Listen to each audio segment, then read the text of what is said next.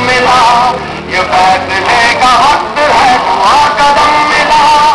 इम्तिहान सख्त है, वहाँ कदम मिला, ये फैसले का वक्त है, वहाँ कदम मिला, इम्तिहान सख्त है, वहाँ कदम मिला, कदम मिला, कदम मिला, कदम मिला, आ रही अंधेरी रात में दिए किला, अब जहां से अंधकार को समेट लो, आ रही अंधेरी रात में दिए किला, अब जहां से अंधकार को समेट दो, हर एक और जिंदगी की रोशनी बिखेर दो, ये जिंदगी का गीत है, ये जिंदगी का गीत है, जिंदा लबों से गा, इम्तिहान सख्त है, दुआ कदम मिला, ये फैसले का वक्त है, दुआ कदम मिला, कदम मिला, कदम मिला,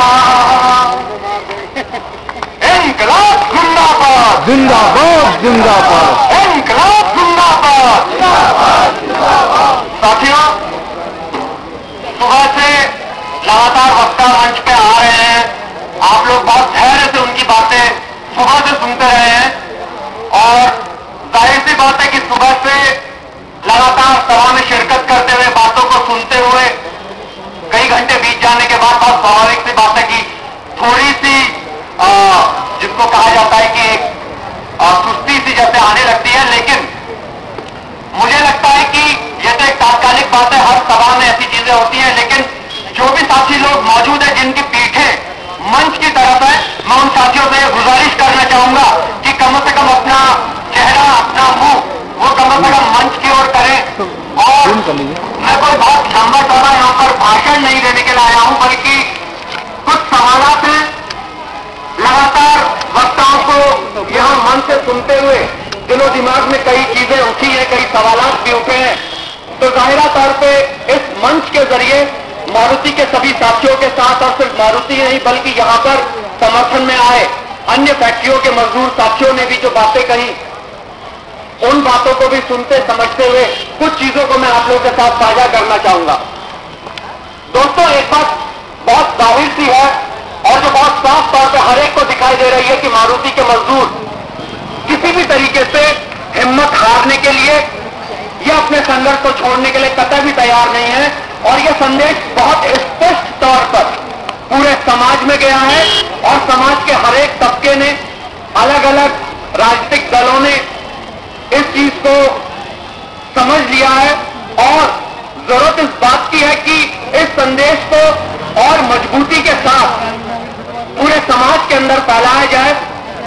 क्योंकि खुद मारुति के मजदूर आज ये अच्छी तरीके से समझने लगे हैं, और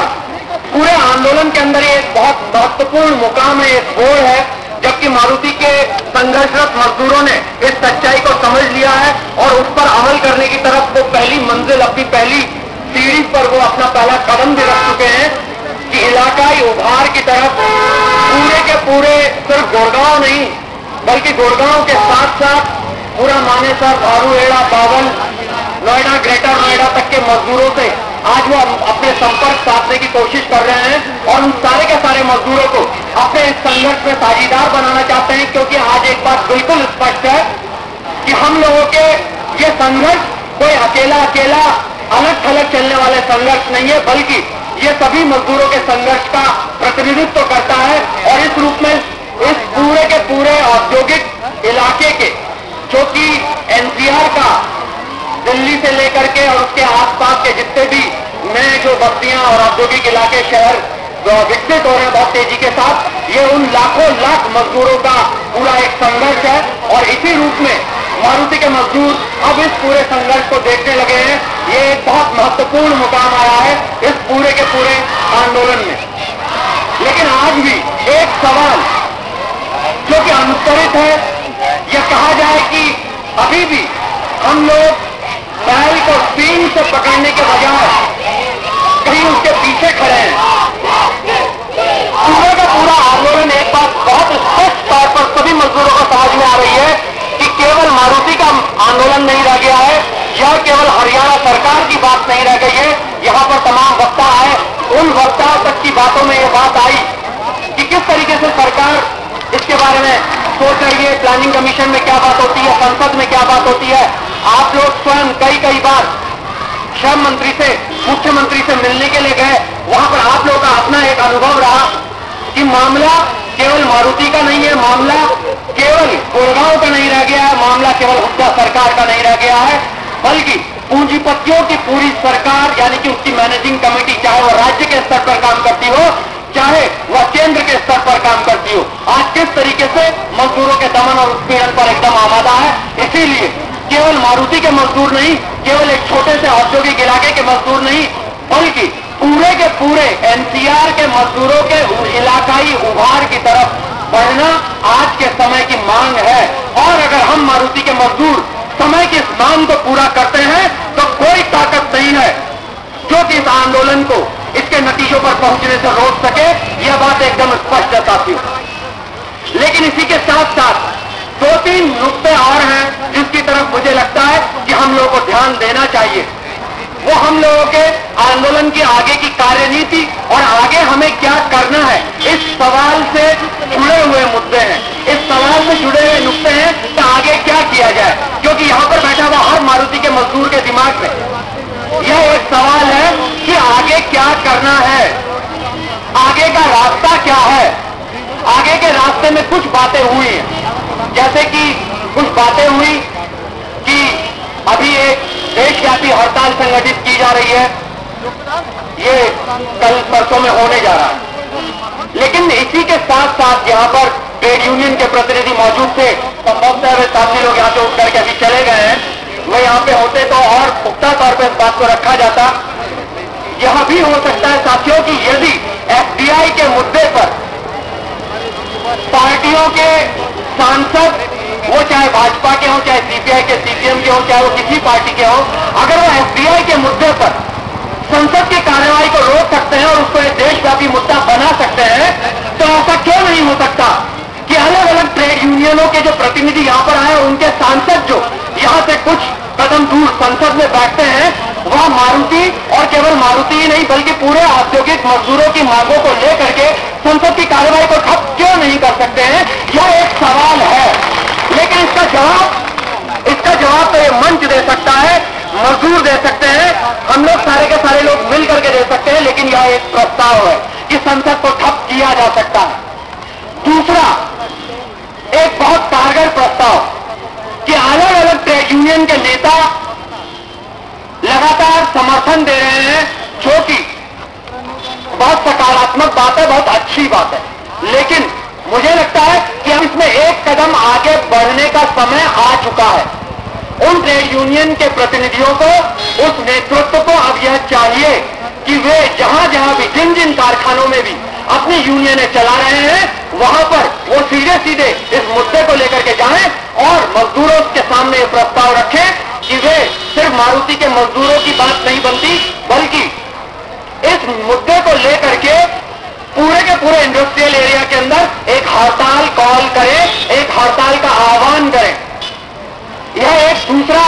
नुक्ता निकलता है जो मन से दिन भर बातें हुई, उसका लुब्बे लुबाब, उसका निचोड़। मैं बैठ करके दिन भर सारी बातें सुन रहा था, मेरे दिमाग में तो ये 2 बातें बहुत स्पष्ट तौर पर समझ में आती हैं कि मन से सारे लोग जब समर्थन दे रहे हैं तो ये समर्थन एक कदम आगे जाकर के पहला संसद की कार्रवाई को रोकने की तरफ बढ़ना चाहिए, और दूसरा पूरे के पूरे इंडस्ट्रियल एरिया में, केवल कल और परसों की बात नहीं है, उसके अलावा, उसके इतर में ये बात कर रहा हूं कि उसके अलावा औद्योगिक इलाकों के अंदर तमाम ट्रेड यूनियन के नेताओं से ये गुजारिश है, उनसे हम लोग की ये मांग होनी चाहिए, अपील होनी चाहिए कि वहां पर वो कारखानों में हड़ताल की कॉल करें और वो मारुति के और ईस्टर्न के और तमाम दूसरे औद्योगिक जो बस्तियों पर,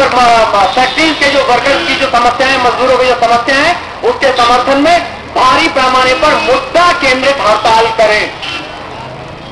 यह एक दूसरी चीज है जो समझ में आती है दिन भर की बातों के बाद। उसके अलावा कुछ और चीजें हैं जो हम सभी लोगों के लिए सोचने के लिए है, आप सबके विचारार्थ हैं।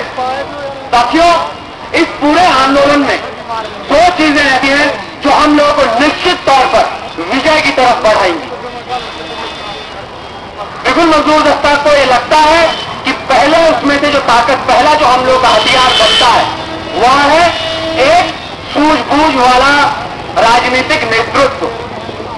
और दूसरा इलाकाई पैमाने की तरफ प्रभाव। यह दो ऐसी चीजें हैं, अगर इन चीजों का तालमेल किया जाए, चाहे इसमें कितना भी समय लगता हो, इसको बहुत धैर्य के साथ हम लोगों को करना होगा। जिस तरीके से 60-70 हजार पर्चे बांटे गए, उस सिलसिले को लगातार जारी रखना होगा और बहुत ही सूझबूझ के साथ और इलाकाई पैमाने पे मजदूरों को साथ लेते हुए हम लोगों को अपने इस आंदोलन को कदम ब कदम आगे बढ़ाना होगा। कहीं न कहीं पर हम लोग इस बात से इनकार नहीं कर सकते कि कहीं न कहीं पर जब से इलाकाई पैमाने की उभार की बात होना शुरू हुई है, जब से पूरे औद्योगिक इलाके के मजदूरों को इस संघर्ष के साथ जोड़ने की बात शुरू हुई है, तो शुरू में इसके प्रति कितना भी किसी का नकारात्मक रवैया रहा हो, लेकिन धीरे धीरे करके अब कई लोग इसके समर्थन में आने लगे हैं और इसके समर्थन में बात कहने लगे हैं। इस सिलसिले को और मजबूती के साथ सारे के सारे मारुति मजदूरों की भी एक जिम्मेदारी बनती है, हम सभी की जिम्मेदारी बनती है कि इस बात को और मजबूती के साथ हम लोग आगे बढ़ाएं और पूरे के पूरे औद्योगिक इलाके के मजदूरों को अपने साथ लेने की कोशिश है, एक इलाकाई पैमाने पर इस संगठन को आगे मजबूत करने के लिए और इस संघर्ष को फैसलाकुन ढंग से, ताकि ये इसके कुछ नतीजे भी निकल सके, इस तरीके से इसको आगे बढ़ाया जाए। इसके साथ ही साथ साथियों, एक चीज की जो सख्त जरूरत महसूस होती है कि हम लोगों के पास कोई एक दीर्घकालिक योजना भी होनी चाहिए। जैसे कि हम लोगों की कुछ मांगे ऐसी हैं जो तात्कालिक है, वो हमारे साथियों की बहाली की मांग है, जो हमारे साथी अभी भी जेल में बंद है उनकी रिहाई की मांगे हैं, ये हम लोगों की तात्कालिक मांगे बनती हैं। लेकिन इन तात्कालिक मांगों को पूरा करने के लिए हम लोगों को भी कुछ तात्कालिक योजनाएं लेनी होंगी और कुछ दीर्घकालिक योजनाएं लेनी होंगी। इसके अलावा हम लोगों की मांगों का एक हिस्सा ऐसा है जो कि अपने आप में ही दीर्घकालिक बनता है। इस तरीके से हम लोगों को छोटे डग और लंबे डग दोनों का तालमेल करना होगा। अगर हम लोग इस तरीके से पूरे आंदोलन को आगे बढ़ाने, आगे इसको विकसित करने के बारे में एक बहुत ही सोची समझी हुई रणनीति और एक योजना तैयार नहीं करते हैं, तो हम लोग अपने साथ स्वयं एक तरीके से धोखा करेंगे, जो कि हम में से कोई नहीं चाहेगा। इसलिए साथियों, आज के समय की सबसे बड़ी जरूरत यही है कि तात्कालिक और दीर्घकालिक दोनों योजनाओं का एक सही तालमेल किया जाए। हम लोगों को लगता है कि इसके अंदर, जैसे कि पिछली बार